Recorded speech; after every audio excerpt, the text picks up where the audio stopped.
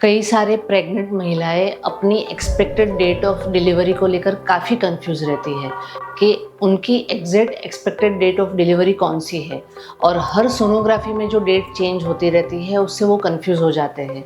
आज हम बात करेंगे कि आपको अपनी एक्सपेक्टेड डेट ऑफ डिलीवरी कौन सी गिननी है।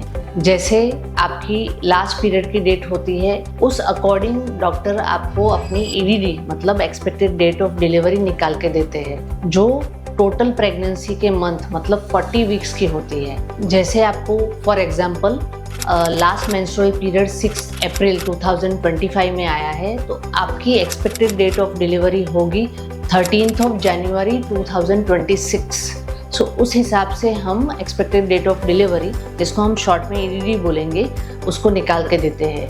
कभी कभी किसी पेशेंट को डिलेड कंसेप्शन होता है, मतलब उसका ओव्यूलेशन टाइमिंग अलग अलग होता है, तो उस वजह से उसकी ईडीडी थोड़ी सी डिले हो जाती है, क्योंकि उसकी प्रेगनेंसी का ग्रोथ ही उस हिसाब से हुआ है। सो आपकी एलएमपी मतलब लास्ट मेंस्ट्रुअल पीरियड, और आपका जब भी चेकअप होगा तो फर्स्ट सोनोग्राफी जब करेंगे उसमें बेबी का ग्रोथ देखकर आपकी कंफर्म्ड ईडीडी बताई जाती है। बाकी की सोनोग्राफी में थर्ड मंथ जो नज़दीक का है उसमें ईडीडी पास में आती है, मतलब आपकी जो ड्यू डेट है उसके पास में आती है। 5th मंथ, 7 मंथ, 9 मंथ उसमें जो सोनोग्राफी में ईडीडी बताई जाती है वो बच्चे के ग्रोथ के अकॉर्डिंग होती है। अगर बच्चे का ग्रोथ सही है, टाइम से है, तो आपकी ईडीडी फर्स्ट जो ईडीडी है उसके आसपास ही होगी। लेकिन अगर बच्चा अंडरवेट है तो आपकी ईडीडी डिले हो जाएगी, और अगर आपका बच्चा अच्छा खासा वेट है, मतलब ओवर ग्रोथ है शायद, तो आपकी ईडीडी थोड़ी सी नज़दीक आ जाएगी। मतलब आपकी ड्यू डेट से जो पहली बार दी है उससे वेरिएशन हो सकता है,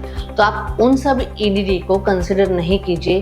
आपकी जो एलएमपी है और आपका फर्स्ट सोनोग्राफी है उसके अकॉर्डिंग जो ईडीडी निकलता है उसको कंसिडर करना है और उसी को ध्यान में रखना है। आपका प्रसव पीड़ा मतलब डिलीवरी का पेन भी नेचुरली गॉड ने जो बनाया है उस अकॉर्डिंग ही शुरू होता है। नेचुरली 37 वीक्स के बाद पेशेंट को ये सारे चेंजेस होने लगते हैं और डिलीवरी का पेन शुरू होने लगता है। कोई पेशेंट पोस्ट डेट में जाता है, तो ये है नेचुरल प्रोसेस, उसको आप ध्यान में रखें और आपके डॉक्टर से सही जानकारी लें। Thank you so much.